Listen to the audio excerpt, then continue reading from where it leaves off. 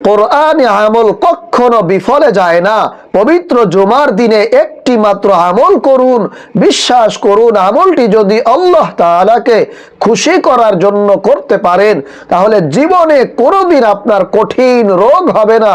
রোগ থাকলে পরিপূর্ণ সুস্থতার জীবন লাভ করবেন ইনশাআল্লাহ। প্রিয় ভাইরা মা বোনেরা, অনেক টাকা পয়সাই তো খরচ করেছেন, বহু ডাক্তার কবিরাজ দেখিয়েছেন, তারপরেও রোগ ভালো হচ্ছে না, আপনি হতাশ হয়ে গিয়েছেন।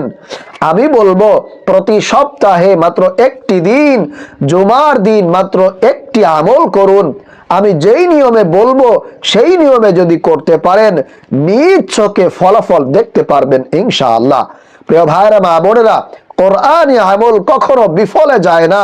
আপনার যত বড় কঠিন মারাত্মক রোগ থাকুক না কেন, মহান মালিক আল্লাহ তাআলা আপনাকে পরিপূর্ণ সুস্থতার জীবন দান করবেন ইনশাআল্লাহ তাআলা। এই আমলটা এতটাই শক্তিশালী পাওয়ারফুল আমল, স্বয়ং নবীজি সাল্লাল্লাহু আলাইহি ওয়াসাল্লাম এই আমলের ব্যাপারে আমাদেরকে সুসংবাদ দিয়েছেন।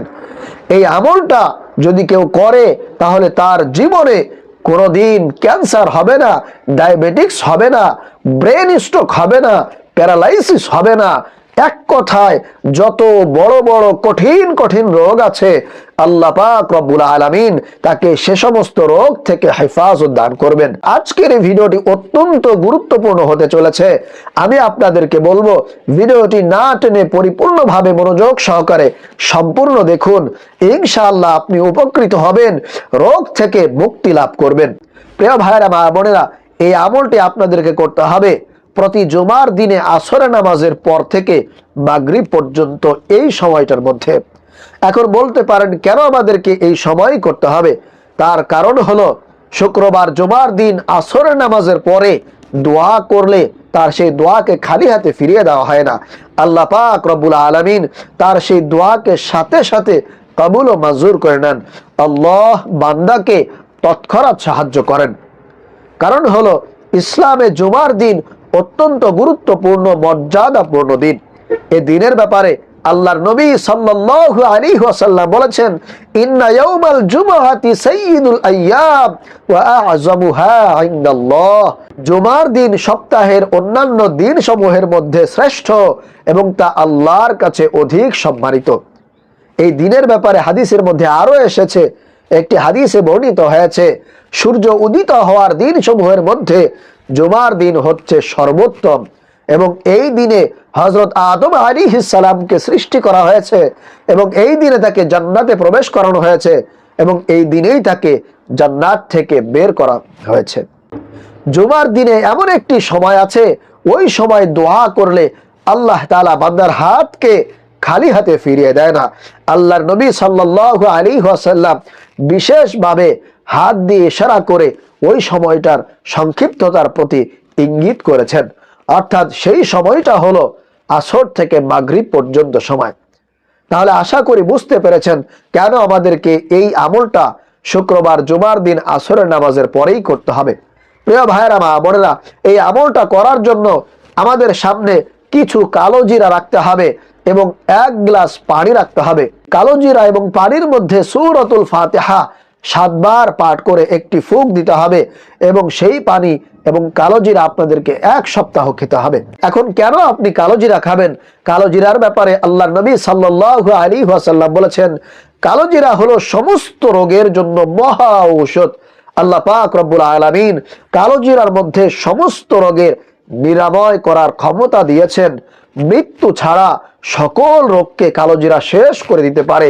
এই পাওয়ার, এই ক্ষমতা আল্লাহ সুবহানাহু ওয়া তাআলা কালো জিরাকে দান করেছেন। বলুন না সুবহানাল্লাহ।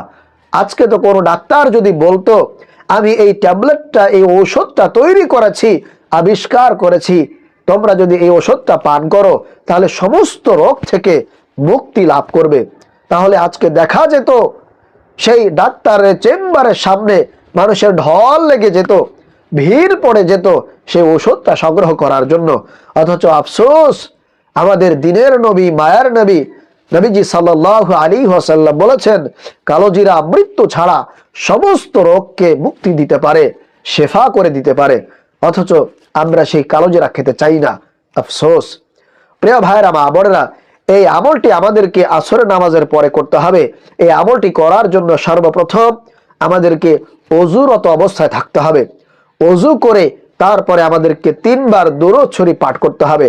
নামাজের দুরূদ ইব্রাহিম পড়তে পারেন, অথবা যে কোনো দুরূদ সাল্লাল্লাহু আলাইহি ওয়াসাল্লাম সাল্লাল্লাহু আলাইহি ওয়াসাল্লাম, এই ছোট্ট দুরূদটাও আপনারা পাঠ করতে পারেন। দুরূদ শরীফ পড়ে কালো জিরা এবং পানির মধ্যে একটিবার আপনি ফুঁক দিবেন। এরপরে সূরাতুল ফাতিহা, আউযু বিল্লাহ এবং বিসমিল্লাহ সহকারে 7 বার পাঠ করে কালো জিরা এবং পানির মধ্যে আরেকটি বার ফুঁক দিবেন। এরপরে আবারও 3 বার দুরূদ শরীফ পড়বেন। তারপরে সর্বশেষ ইস্তিগফার, আস্তাগফিরুল্লাহ আস্তাগফিরুল্লাহ আস্তাগফিরুল্লাহ, এই ইস্তিগফার আপনি 100 বার পাঠ করবেন। এরপরে কান্নাকাটি করে চোখের পানি ছেড়ে দিয়ে আল্লাহর কাছে মোনাজাত করবেন, দোয়া করবেন, রোগ থেকে মুক্তি চাইবেন। আল্লাহ পাক রব্বুল আলামিন অবশ্যই আপনার যত বড় কঠিন রোগ থাকুক না কেন, আল্লাহ তাআলা আপনাকে হেফাজত করবেন, আপনার দোয়াকে কবুল ও মঞ্জুর করে নেবেন।